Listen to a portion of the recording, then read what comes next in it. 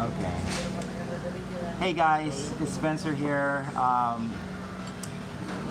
was just at a TPUSA event, SAS, Student Action Summit. Is it gonna, when you watch it, is it gonna, video gonna adjust to it? Okay. I was just at the TPUSA event at SAS. Great speakers, all of this kind of stuff. I went out of the TPSAU event to go to Publix in order to get some food before the Sabbath came. And I was walking there and I saw this guy having this conversation with some group of people. It was a small group of people, maybe about 4 or so people. They were all talking, but the other people had cameras and they were recording what this guy was saying. And so I was like, oh, this might be a pretty influential type of guy here. So I just went and stood around, and one of the guys with the video camera turned to me and was like, "Hey, what do you think about race mixing and all this kinds of stuff?" And I was like, "Well, I don't know. Let me hear what the other guy, has to say about this kind of things and stuff like that." Long story short, I ran into this guy Nick Fuentes. I don't know if I'm saying his name right. But this Nick guy apparently is called a white nationalist and a racist and all of these other kinds of stuff. And I've never seen any of his videos or anything like that, so I'm not entirely clear. But I asked the guy straight up, well, are you a racist? These types of things, like straight up. And I didn't get that impression from him that he was a racist or that he hates black people or people from other cultures. What sounded like to me for what he was saying was that he wants America to stay as America, and that African Americans and white people founded America and created this culture, and that if you import legally or illegally millions of people who don't share American culture and American values, that America is going to transform from how it currently is to something else. And he was making that argument that something else may not be America, it may not be good. If you change the makeup of America, you will change America itself. And so we started talking about a whole bunch of different things, which you could find on other people's videos if you search for it, if you want to see all of the detailed stuff. But I thought we had a pretty good conversation. We had some Jews that were there. They come up and they were talking, and we had pretty good dialogue about Israel, about all kinds of things. It was mostly about immigration, and it was mostly about, are you a white supremacist? He says no. Do you hate black people? He says no. And I've never really seen the guy or heard of his videos, but when I was interacting with him, we had a pretty good experience. And I'm all about free speech. I'm all about listening to other people, even if I disagree with them, like very strongly. I think it's important that we as conservatives be able to listen to people on all sides, to listen to them. So we had a pretty productive conversation. We were kind of drifting towards Publix because that's where I wanted to go. And then we saw Ben Shapiro come and walk down. He had his family, he had his kids with the stroller and all that. And we was a big group of people by the time he comes, after like 30 minutes of me and him talking one-on-one. And so it wasn't coordinated, we didn't know. He was very shocked that he sees Ben Shapiro, which I now learned talked about Nick Fuentes and these Georgia people, and the Georgia people, they were kind of rude, and that they were yelling, and that they was being very hyped, because I guess you had these two factions, I guess, come together for the first time face to face. And so the Nick guy tried to get into the TPUSA, but they banned him. They wouldn't let him in. So he was outside talking to people. Long story short, we had a conversation. I go to Publix. I come back out with a friend, and then I start to head towards to go back into Saks. I'm coming in, And then I see this lady. I forgot her name. I see her, African American like me. She was like, "Hey, I saw you talking with Nick Fuentes. I wasn't able to have the conversation with him because my phone had died. Blah blah blah. How was your experience with him?" And so I was like, "Okay, let me go to the bathroom first, and then come back out and then talk." Go to the bathroom, come back out, and we started having a conversation and talking. And I was like, well, in my experience with him, I asked him if he was a white supremacist. He said no. He said he disavows Richard Spencer, and he doesn't align with him. I asked him about, racism. I asked him about, we talked about Israel. We talked about the fact that we have lots of immigrants coming into the country. And then we talked about gay marriage and a whole bunch of range of different issues. And I was like, well, I agree with some of the things that he says.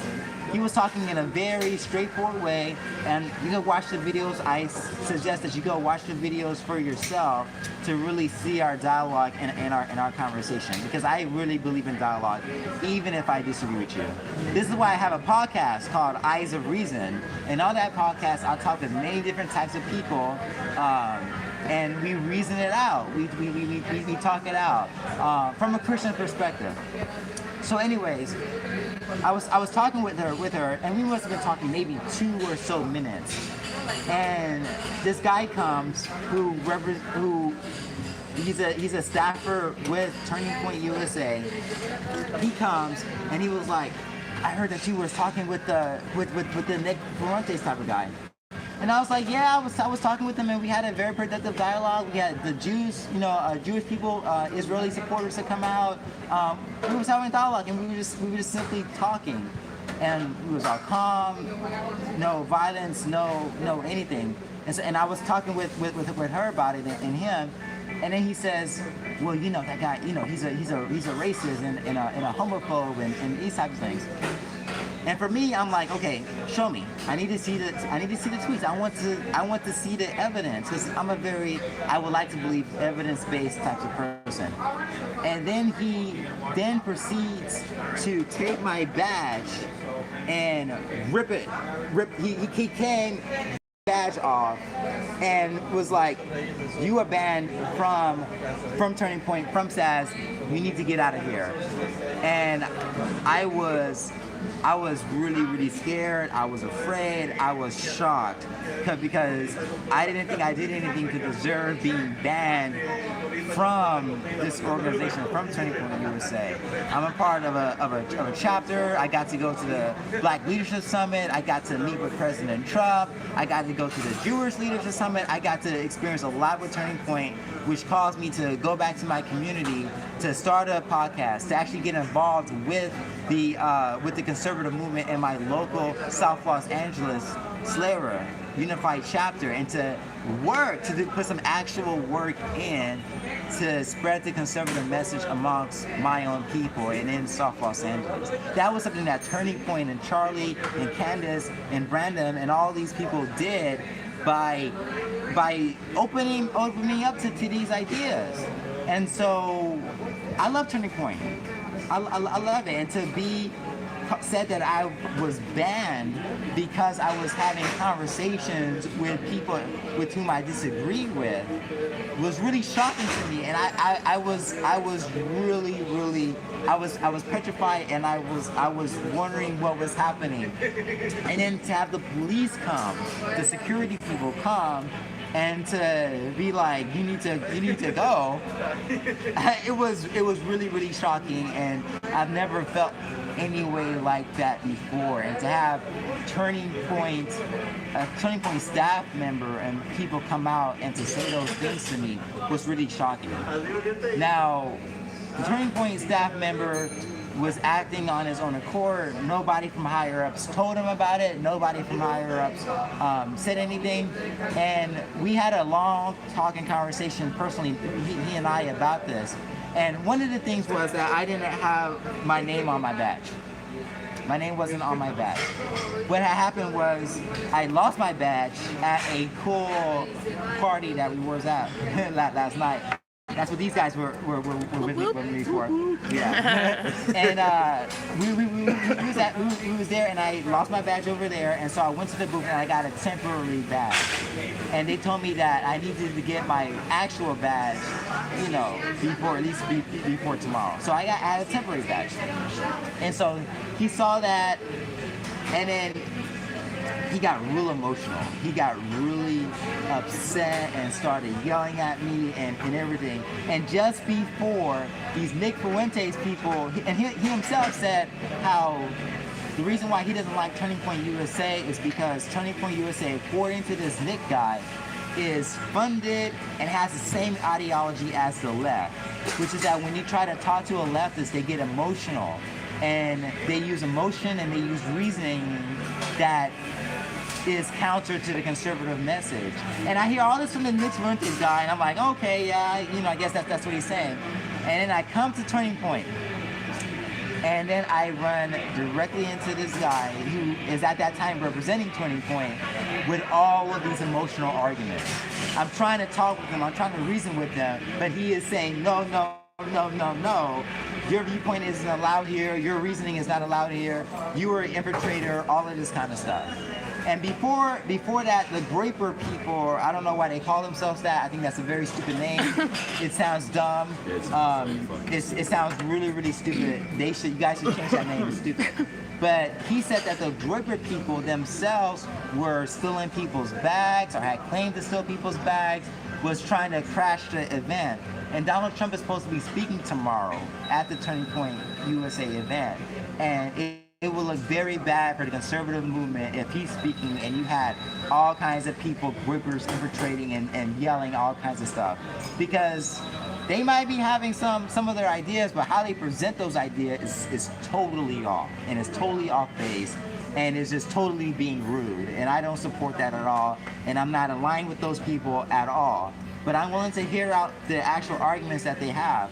And the guy at Turning Point, whom I won't mention right now, the guy at Turning Point was acting on his own. He didn't check with nobody or anything like that, and he decided to just unilaterally ban me without talking with me, without doing any of that kind of stuff. Because I understand he's trying to protect Turning Point, but you know, you gotta dialogue and conversate with people. And for those of you who know me, for those of you who look at my Eyes of Reason podcast, you know that I might disagree with you, but I will hear you and I will listen to you out. I was even featured on a documentary in which I talked with people, leftists, who totally disagree with me. And one of the people say that Spencer's a very good listener, and the left says that. So I like to think that I'm a good listener, but here's the main point, is that I felt violated, I felt shocked that something like that would happen to me. But here's the real issue, and here's the big point, which is that the ideas that these Nick Fuentes guys are spreading around, Turning Point needs to address. They need to address it forcefully, and they need to address it with the guy himself. Because what's happening is that he's talking about issues like Israel, talking about issues such as Judeo-Christianity and the whole gay movement and all that, and how that's being normalized in the conservative culture. He's talking about these issues that need to be addressed. And we as conservatives, we have reasoning on our side. And I think we could address these issues head on, because these are things that people are genuinely interested in. Nick Fuentes, because he's not allowed inside of the Turning Point events, he's holding his own events. At Turning Point, people are going to these things and they're listening for it. And the danger is that they're only hearing one side. And he's making the argument, this Nick Fuentes guy is making the argument that Turning Point and conservatives are acting like the left and not hearing people out and not being able to debate and not being able to address these issues, which he is saying is causing the conservative movement to die out gradually over time, and that our values are being absorbed by the left. And he made the argument that 90% of young people and 90% of immigrants are voting Democrat consistently. And we as conservatives need to fight against that. And he's painting himself as the true conservative movement. And he's painting Charlie Kirk and Candace and others as basically being bought and sold by the same people who fund the left. And my fear is because I love Turning Point. I love it. But my fear is that he is going to split this movement because he is finding an opening there and he's prying it out and he's pulling on it. And we can't just shut this guy up. He has too many followers and he's growing. We can't shut him up. We have to address him. We have to address it forcefully. And if our arguments are better, that should be a pretty simple and easy thing to do. He sends his surrogates out there and they're rude and they don't have good speaking skills and they're crass and they're just not, and the guy says jokes that are just not appropriate. But a lot of people are looking past that and they're seeing his argumentation, and he's good. He's good at talking and explaining his points. And so the whole Ben Shapiro and Nick Fuentes thing was not planned. It wasn't planned at all because I was the one who kind of led them to that section of the street. It wasn't planned. It was a happy coincidence. But TPUSA, Charlie Kirk, Candace Owens, Ben Shapiro, you guys, I love you guys. I'll subscribe to all of your podcasts. Subscribe to their podcast, by the way. I listen to them. I'm a conservative, and I want our movement to be unified. I want it to be strong. I don't want it to be overran by people who don't have America's interests at heart.